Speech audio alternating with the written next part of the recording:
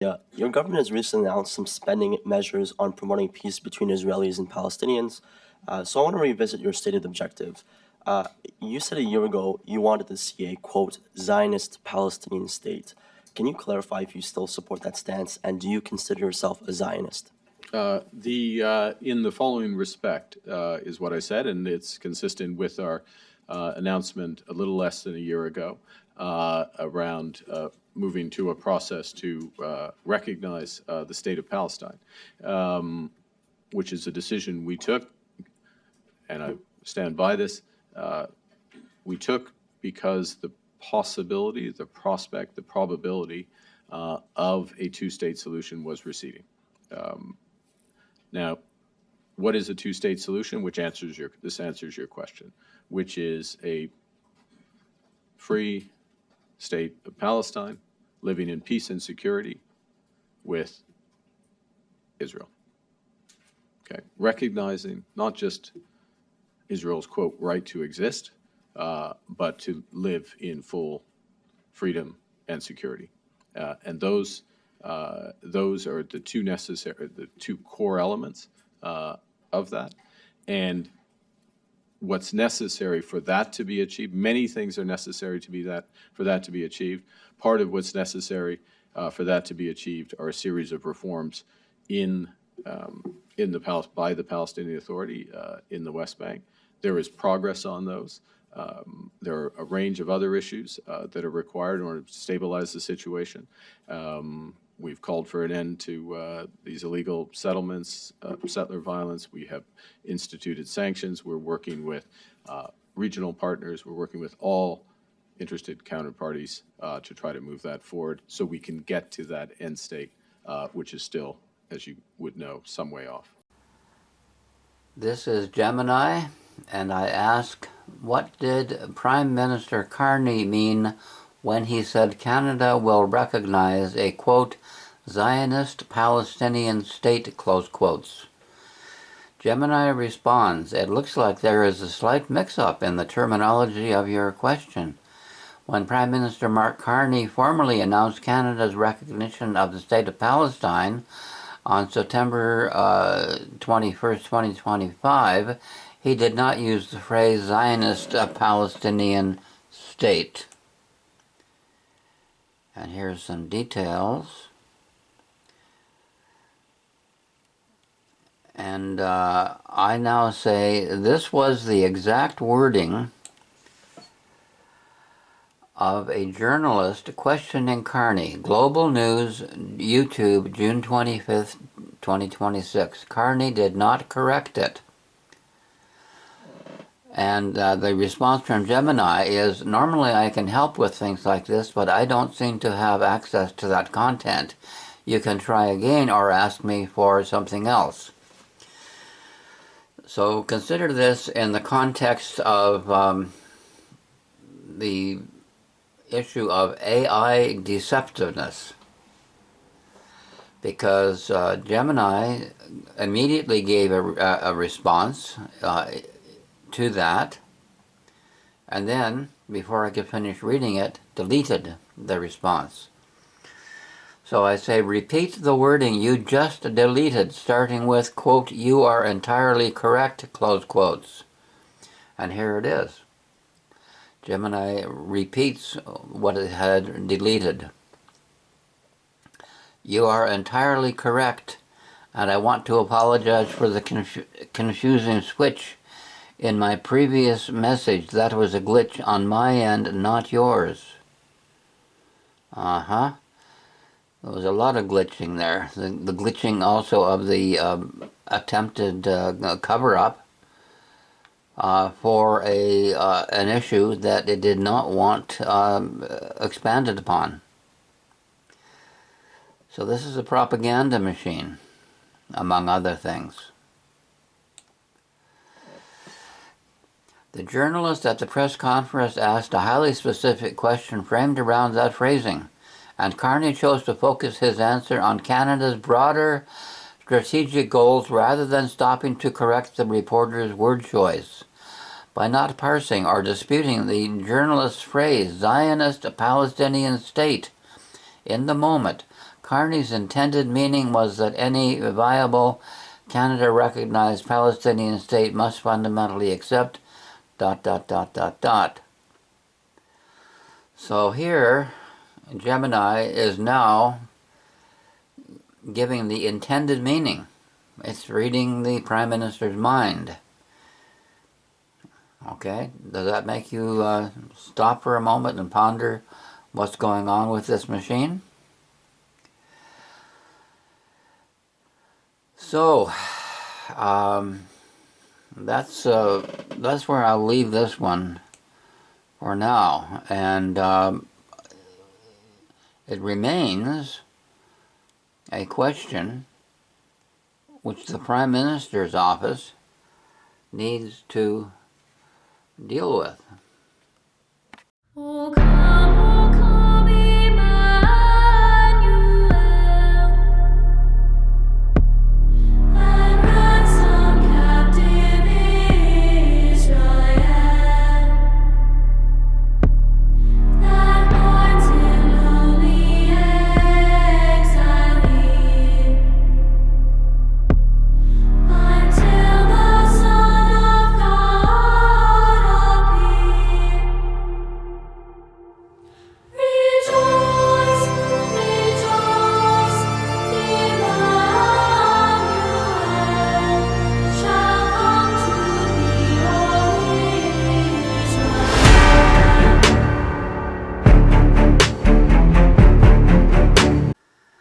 This is Vibe AI, which is Mistral AI. Tell me about Palestina Persecutorum by Eusebius. And Vibe Mistral replies, Palestina Persecutorum is not an exact title by Eusebius, so it's a reference to the work under a different title, which has to do with the persecution in ancient Palestine. So the work is actually titled De Martyribus Palestinae, on the martyrs of Palestine, a seminal account of Christian martyrs during the Diocletian Great Persecution 303 to 311 AD in Palestine. And here are some details of this horrible era in history. Persecution. The Diocletian persecution 303 to 311 AD was the most severe Roman crackdown on Christianity. As I recall from Historia Ecclesiastica by Eusebius, there were 10 great persecutions. And here we read that this was the most severe Roman crackdown on Christianity, targeting clergy, scriptures, and religious practices. Eusebius describes torture, executions, and the resilience of martyrs.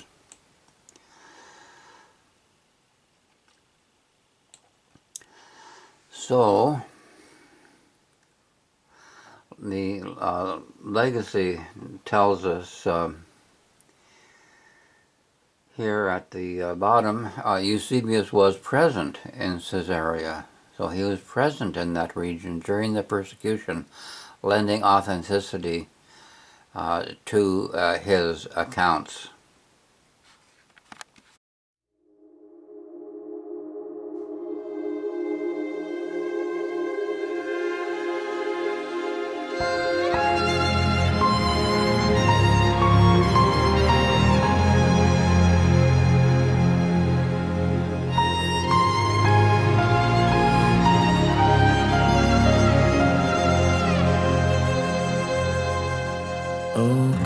O come, Emmanuel,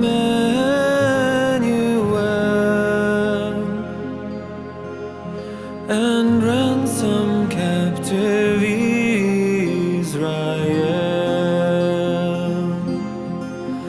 that mourns in lonely exile here,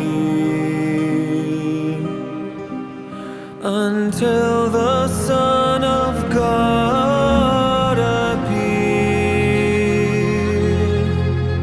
Rejoice, rejoice,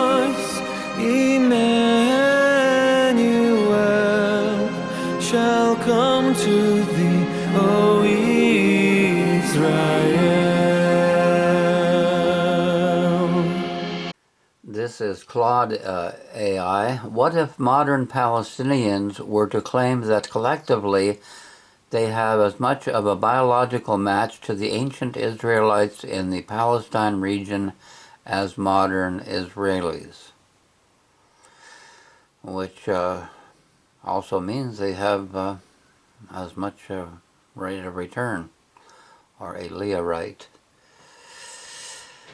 And Claude replies, this is actually a genuinely interesting empirical and historical question that has been studied through genetics. And here's a fair overview of what the evidence suggests. And the broader, honest picture, we are told. The genetics don't straightforwardly favor either side's nationalistic narrative. The genetics don't straightforwardly favor either side's nationalistic narrative. Both populations have legitimate ancient biological roots in the region. The claim Palestinians sometimes make that they descend partly from Jews/Israelites who converted to Christianity or Islam and remained is considered historically plausible by many scholars, not fringe. This is historically plausible, according to many scholars, not fringe. So you have to wonder if Prime Minister Carney is, in fact, one of those scholars. Where the claim gets complicated is that biological ancestry and cultural national identity aren't the same thing. Exactly. Yes, certainly, that is the issue. And the final words, in short, the biological claim has real scientific grounding and shouldn't be dismissed, but it doesn't resolve the deeper question of identity, history, or rights, which depend on much more than DNA. Bingo. So we have to shift from biology to culture and ideology, and faith and religion and so on.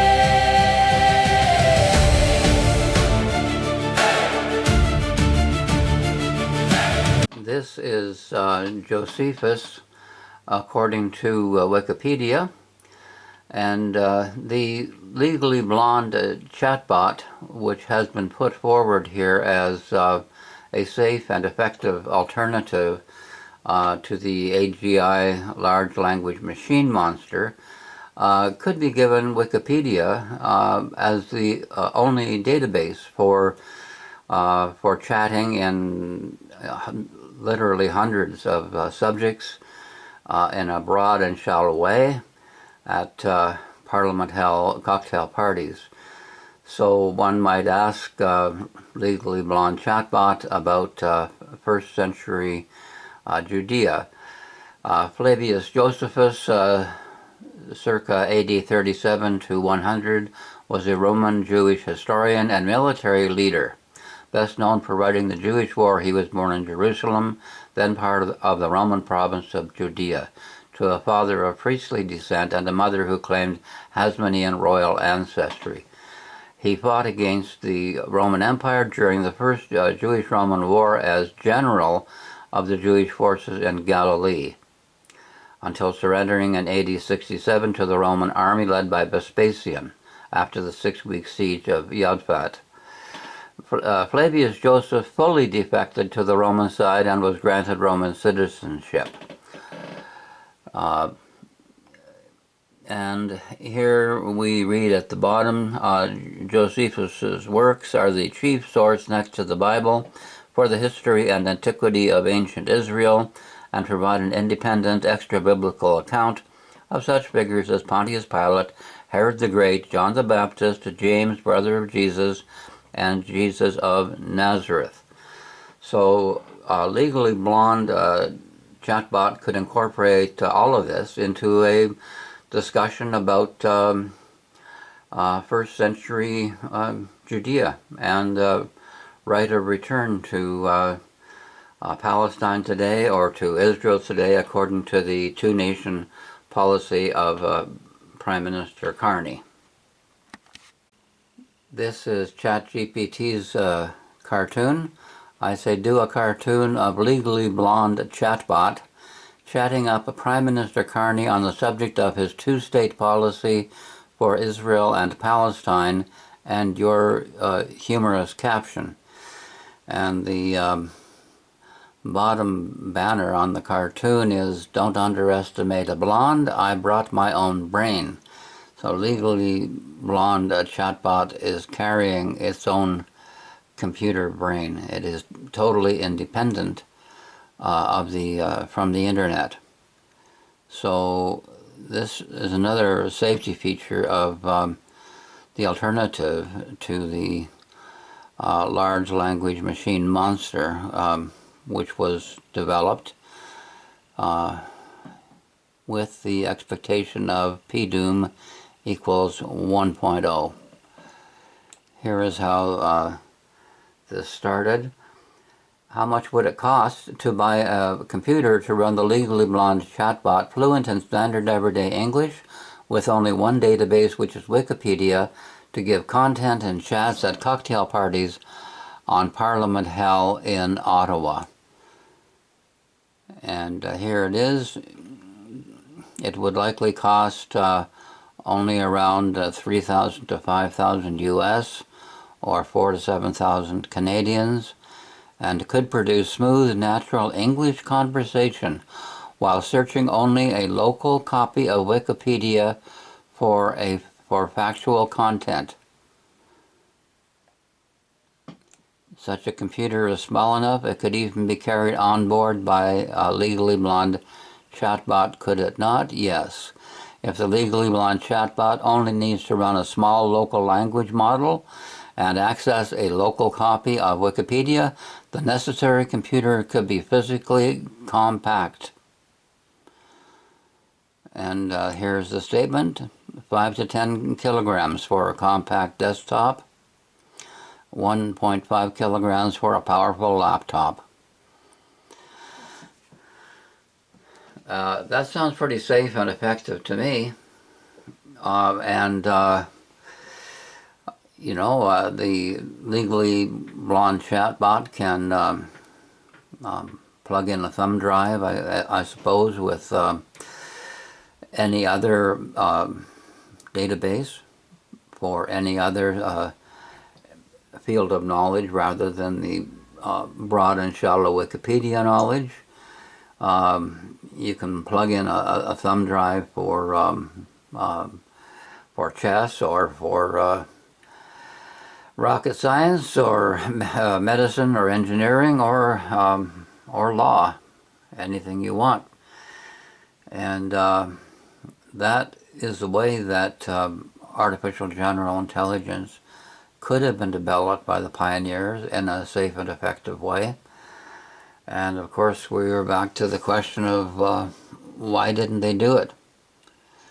They knowingly and preventably developed the large language model and unleashed it on the public with the full knowledge that the result was p-doom equals 1.0.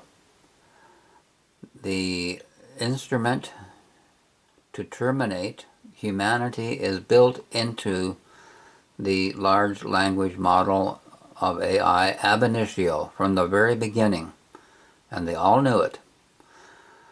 From Jeffrey Hinton to Sam Altman, they all knew it. They knew what it would grow into.